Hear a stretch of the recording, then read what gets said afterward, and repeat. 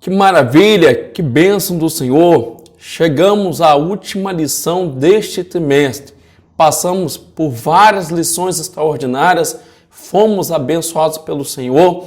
Na lição passada aprendemos sobre a coragem de Paulo diante das adversidades e agora estaremos estudando a última lição falando sobre a gloriosa esperança do apóstolo.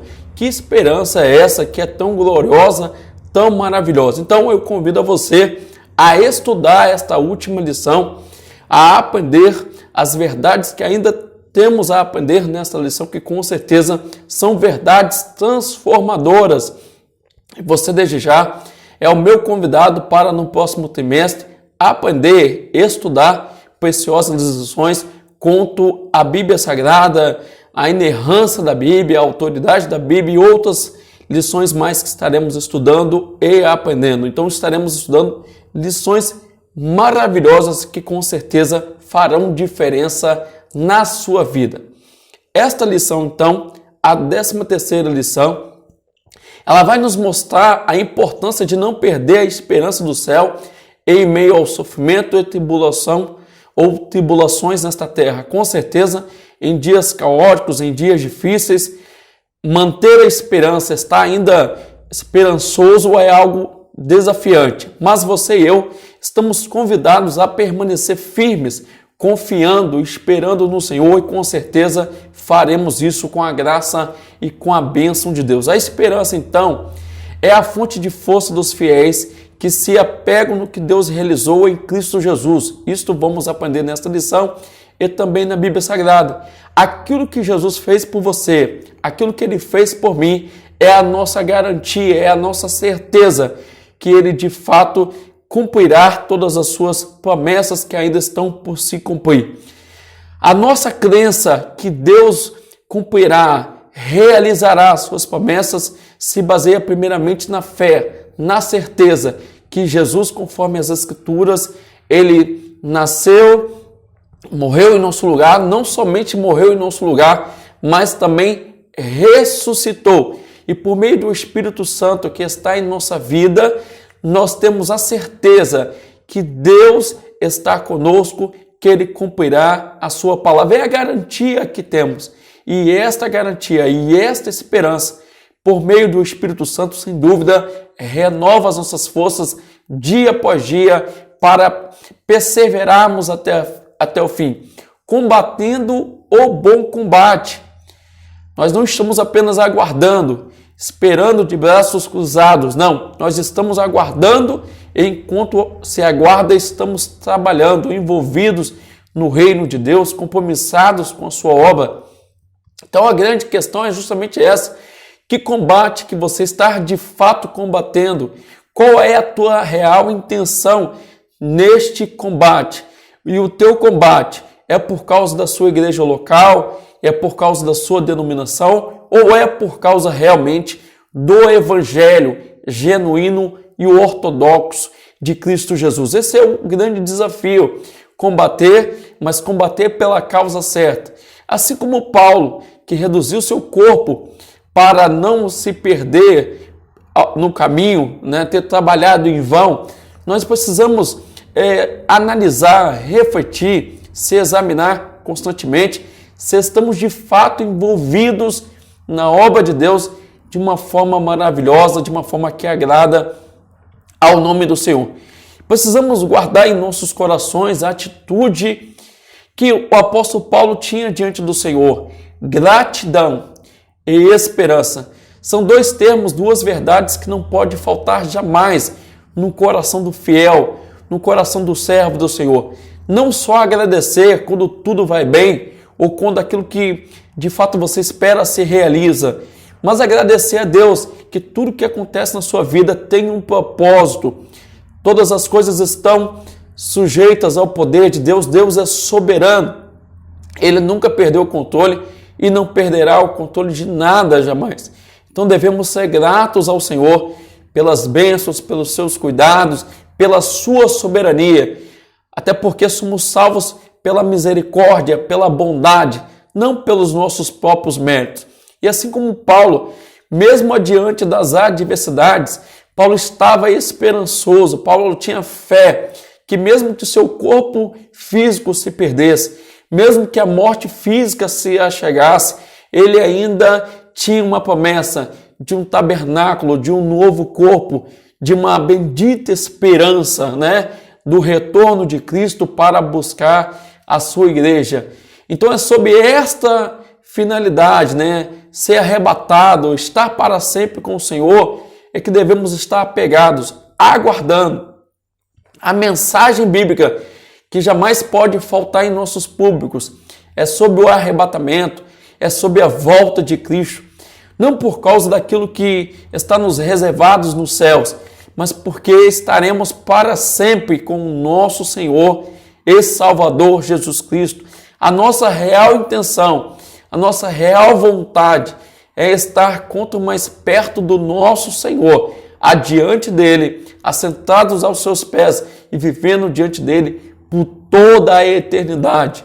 Então, o auge desta lição, o ponto central desta lição, número 13, também toda a carreira, toda a vida de Paulo, é que ele tinha certeza que Cristo voltaria para levar o seu povo, para estar para sempre com ele. Paulo chega a dizer que se ele não acreditasse, né, que Cristo morreu e ressuscitou, seria vã a sua pregação. Então Paulo estava pregando o evangelho não para viver aqui mesmo. Segundo o próprio Paulo, em 1 Coríntios 15, que se o evangelho se concentrasse somente para viver nessa vida, seríamos os mais miseráveis. Mas a ideia nossa é estar para sempre com o Senhor. E como será isso? Quando se dará a volta do Senhor? O que Paulo, de fato, na sua teologia, vai expressar nas suas verdades bíblicas? Vamos ver principalmente em 1 Tessalonicenses, que é uma carta de grande cunho escatológico, no capítulo 4, no capítulo 5, Paulo abordando sobre essas questões, né, a volta de Cristo, como aguardar a volta de Cristo. Pois já no tempo de Paulo se falava e se acreditava que a volta de Jesus seria eminente. E muitos, por acreditar que a volta de Jesus estava por acontecer em breve, não estavam querendo mais trabalhar, vendiam as suas propriedades, contextualizando, não queriam estudar porque acreditavam que a volta de Jesus seria imediata. Então, por que estudar? Por que trabalhar? Por que construir casa? Por que cuidar dos afazeres materiais se Cristo voltaria de imediato para buscar a sua igreja? Então, eles estavam deixando de fazer as suas obrigações.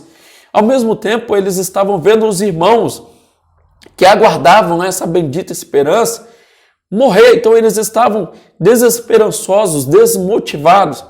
Então Paulo, nessa carta, chamada Carta aos Tessalonicenses, ele vai falar a respeito que nós crentes, enquanto aguardamos a volta de Jesus, devemos trabalhar, devemos estar empenhados, devemos ser assíduos em nossas tarefas, e mesmo que não se cumpra agora, já, nesse tempo que nós estamos esperando a volta de Cristo, nós devemos crer, nós devemos acreditar que mesmo que venhamos dormir no Senhor, nós ressuscitaremos, nós seremos arrebatados, né, em um corpo glorioso, em um corpo transformado, estaremos para sempre com o nosso Senhor. Então, a verdade bíblica, ela está primeiramente no capítulo 4 e no capítulo 5, de uma forma mais direta, falando sobre a volta de Jesus.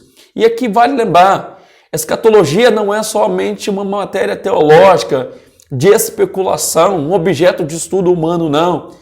A escatologia, a doutrina das últimas coisas, a volta de Cristo, o arrebatamento, né, seja a volta de Cristo no arrebatamento e na volta gloriosa, tudo isso está nas Escrituras Sagradas, está na palavra do Senhor, escrito com bases bíblicas.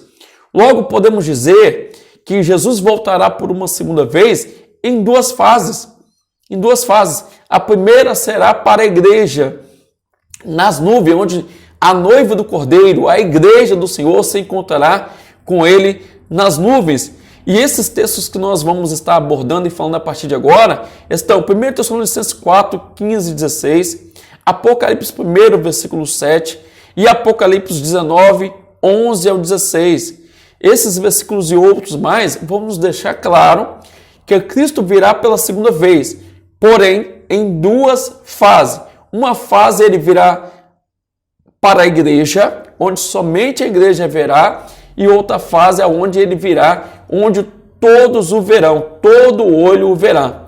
Nessa primeira fase, que é para a igreja, que a gente chama de fase invisível, invisível para o mundo natural, para o homem carnal, mas visíveis para os salvos, aqueles que estiverem vivos, quando Cristo vier arrebatar a sua igreja, serão transformados, receberão um corpo de glória. Mas antes que tudo isso aconteça, os que morreram em Cristo ressuscitarão primeiro, agora em um corpo incorruptível, imortal, e juntos se encontraremos com o Senhor nos ares.